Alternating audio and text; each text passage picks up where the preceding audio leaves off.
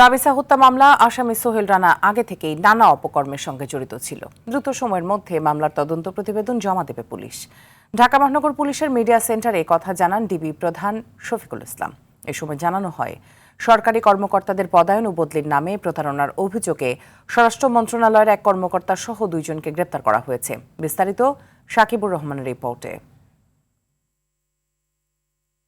গেল মঙ্গলবার রাজধানীর পল্লবীতে ৮ বছর বয়সী শিশু রামিসাকে ধর্ষণের পর নৃশংসভাবে হত্যা করে সোহেল রানা। এরপর সেদিনই গ্রেফতার হয় অভিযুক্ত ঘাতক সোহেল রানা। এমন নৃশংস ঘটনার প্রতিবাদ ও বিচারের দাবিতে ফুঁসে ওঠে সারা দেশ।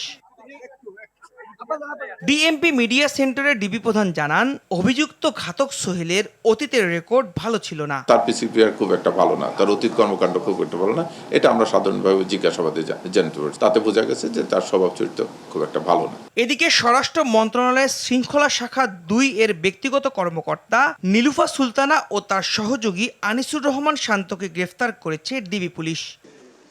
তাদের মোবাইল ফোনের ফরেনসিক রিপোর্টের পর জানা যাবে কতজন এখন পর্যন্ত তাদের থেকে টাকার মাধ্যমে সরকারি চাকুরিতে বদলি হয়েছে। ফোনগুলো নিয়ে এসেছি আমরা, ওনাদের ডিভাইসগুলো নিয়ে আসছি, ডিভাইসগুলো আমরা ফরেনসিক করতেছি, করে এরপর মন্ত্রণালয়ের এবং আমি মন্ত্রণালয়ের যারা দায়িত্বপ্রাপ্ত কর্মকর্তা তাদের সঙ্গে কথা বলেছি। তারা বলছে যে তদন্তে যে কেউ আসুক, সুষ্ঠু তদন্ত করে যে কেউ জড়িত থাকে এর সঙ্গে তার বিরুদ্ধে আইনগত ব্যবস্থা গ্রহণ করা। এছাড়া এই প্রতারক চক্র বিভিন্ন সাধারণ ও রাজনৈতিক ব্যক্তিবর্গের নিকট গুরুত্বপূর্ণ কমিটি ও পদায়নের প্রতিশ্রুতি প্রদান করে প্রতারিত করছে। এদিকে অভিনব কায়দায় মাদক পরিবহন করা এক নারী সহ 3 জনকে গ্রেফতার করেছে গোয়েন্দা পুলিশ।